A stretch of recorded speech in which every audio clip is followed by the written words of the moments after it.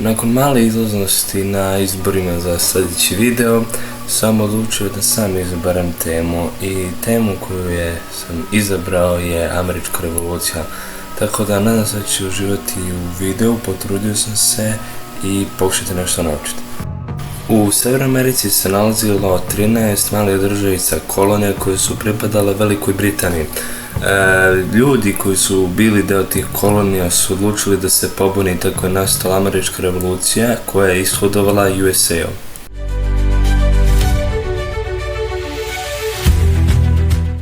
Nakon skupih ratova koje je Velika Britanija imala u pokušajima da kolonizuje ceo svet, Amerikanci, tačnije ljudi koji su živjeli u Severnoj Americi, su se pobunili i napravili proteste kojima je slogan bio "Nema oporezivanja bez prezentovanja". Zbog nedostatka para u riznici Velike Britanije odlučili su da naprave neke poreze. I ti porezi su ponekad imali smisla, a ponekad nisu imali smisla. Tako smo dobili porez na život i dobili porez na čaj. Pa su protestanti u Bostonu odlučili da prospaču sav čaj u more, tačnije u luci u Bostonu.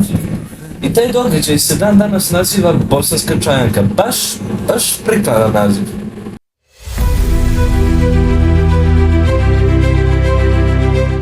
Rat je započet sa bitkom kod Lexingtona. Bitka je zapravo započeta time što su Britanci htjeli da izvedu raciju i oni su prikazani na ovoj slici crvenom bojom, to je taj put kojim su oni krenuli. Sa desne strane imamo plavu boju, to su Amerikanci. I sad, Britanci su krenuli ka Lexingtonu da bi izvršili raciju i uzeli im oružje, ali u Lexingtonu već bila određena količina američkih protestanata i oni su tu pružali otpor dok im s leđa još nisu došli iz Bostona Amerikanci. Određeni broj Britanaca je krenuo ka Bostonu i onda su ih tu sprečili Amerikanci iz Bostona, što je bio još veći pokolj, a određeni broj Britanaca je krenuo ka Concordu, gdje isto i tu nastala bitka zato što su u stvari pratili Amerikanci. Onda sljedeća bitnija bitka je bila na Bunker Hillu, to je kao jedno ostrvo sa velikim uzdušenjem u blizini Bostona. Crveni su ponovo Britanci, a plavi su Amerikanci. Britanci su htjeli da osvoje to u stvari poluostrvo i zanimljivo je bilo to što Amerikanci nisu baš imali dovoljno oružja i onda su ih čekali da se jako približe. Britanci su 3 puta pokušavali i s trećeg pokušaja su uspjeli da osvoje kao brdo nakon što su Amerikanci izgubili svu municiju. To je bila velika pobjeda Britanije, ali isto i velika pobjeda Amerike, jer su u stvari pokazali da mogu da se usporostave Britancima, a Britanci su imali jako velike gubitke. Amerikanci su izgubili oko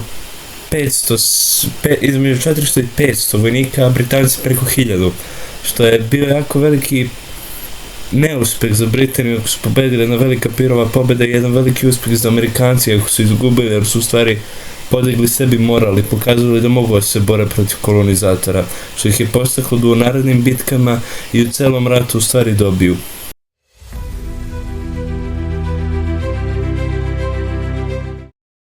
Bitka kod Saratoga je jedan od najbitnijih momenata tokom američke revolucije. Dogodila se u blizini Saratoge,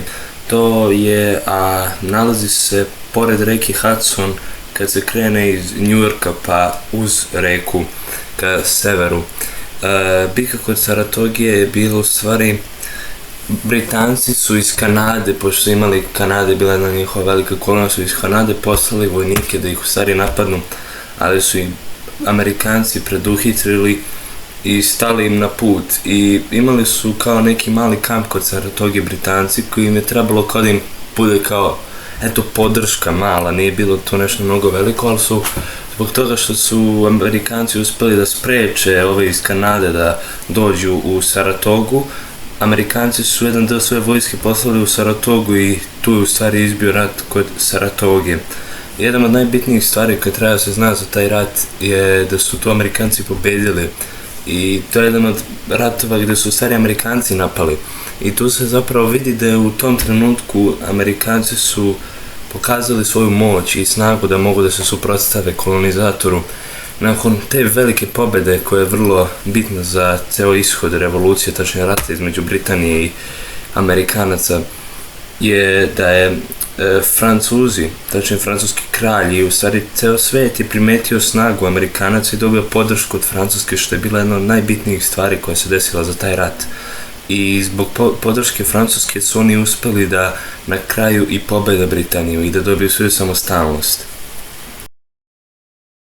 Bitnija bitka je kod Monmuta, nalazi se u savremenoj državi New Jersey, to je jedna od kolonija.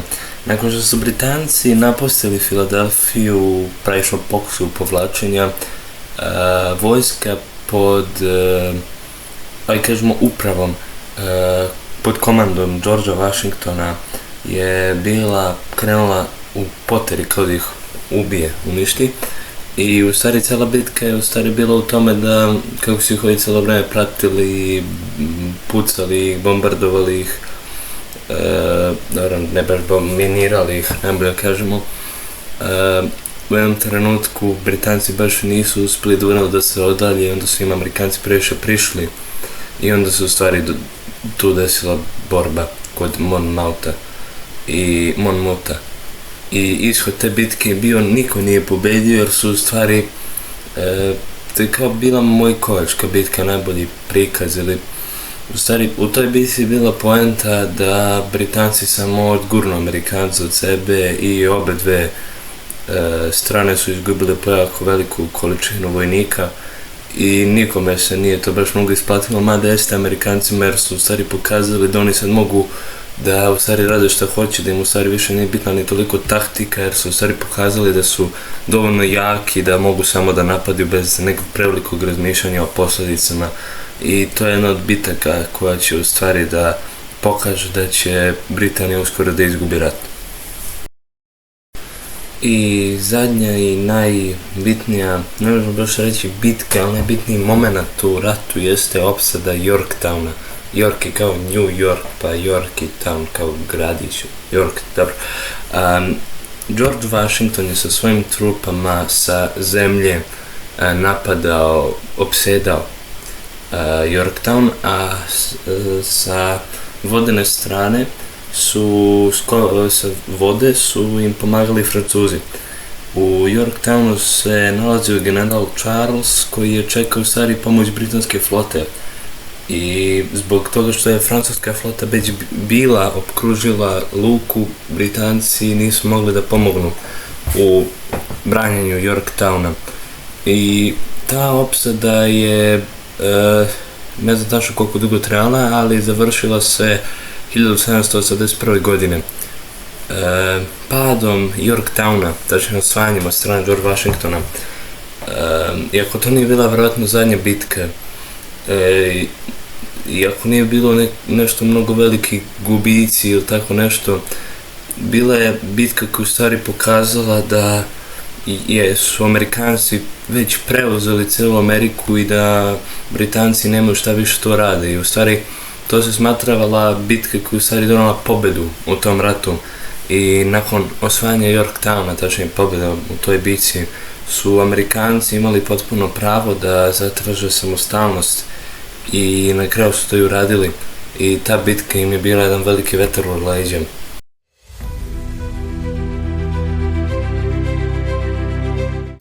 Nakon pada Yorktowna i predaje oko 7000 vojnika, Britanci su shvatili da u ovom ratu više nemaju uopšte profita i uopšte im se ne bi isplatilo, i zbog toga su 81. nakon pada Yorktowna odlučili da pozovu na mirovne pregovore sa Amerikom.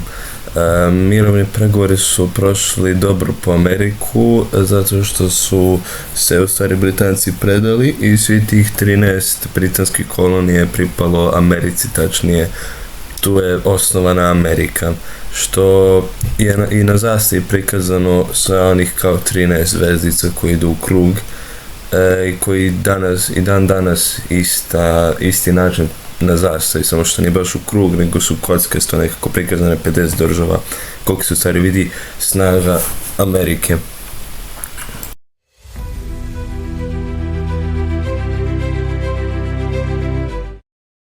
I iako je deklaracija napisana tokom rata i prihvaćena od strane Britanije, odlučio sam da ostavim za kraj, zato što smatram jednom od bitnih delova i u stvari hoću da dam to jedan segment deklaraciji.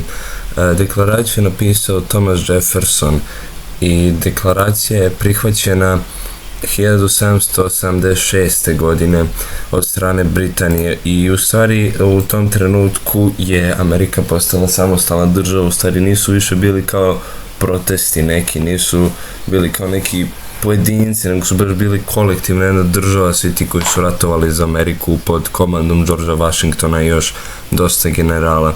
Od tog trenutka je u stvari više nije bilo rat za slobodu, nego više rat za osvajanje svih ostalih američkih država, saveznih američkih država, to zapamtite. Deklaraciju sam rekao da je napisao Thomas Jefferson, a jedna od bitnijih ličnosti kad spominjemo deklaraciju jesu George Washington i Benjamin Franklin. I to je bilo to, ljudi, nadam se da ste uživali u videu. Potrudio sam se oko njega, ako vam se svidjelo ovako neki istorijskih videi, možemo da napravimo još, ako hoćete mogu napravim na primjer short o državama u Americi i o njihovom načinu glasanja koji je isto vrlo zanimljiv, kako se dobija predsjednik, da uvijek nije bitan baš broj glasova stanovnika. I nadam se da ste uživali u videu i subscribeujte se, tačnije zapratite za još videa i ajde da doteramo kanal do, evo na 100 subscribera, idemo jedan Q&A.